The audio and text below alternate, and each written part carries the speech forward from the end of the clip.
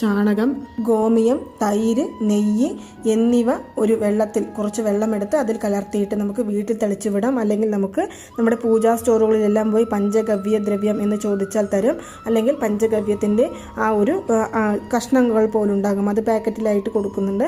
അത് കിട്ടിയാലും നമുക്കതിനെ വീട് മുഴുവൻ തളിച്ചു വിടാവുന്നതാണ്. ഇങ്ങനെയും നമുക്ക് ചെയ്യാവുന്നതാണ്. ഇനി അടുത്തതായിട്ട് പൂജകൾ ചെയ്യേണ്ട സമയം. ഈ ഒരു ദിവസങ്ങളിൽ നമ്മൾ രാവിലെയും വൈകുന്നേരവും നമ്മുടെ വീട്ടിൽ ഷഡ്കോണ കോലം വരച്ച് 6 നെയ്ദീപം, അല്ലെങ്കിൽ ആദ്യത്തെ ദിവസം 1, രണ്ടാമത്തെ ദിവസം 2, മൂന്നാമത്തെ ദിവസം 3 എന്നിങ്ങനെ തെളിയിക്കാം.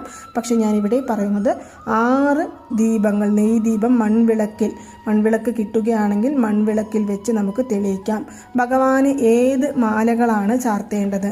ഭഗവാന് നമുക്ക് ചുവന്ന അരളിപ്പൂക്കൾ, തെച്ചിപ്പൂക്കൾ എന്നിവ ചാർത്തി നമുക്ക് അലങ്കാരം ചെയ്തു വെക്കാവുന്നതാണ്.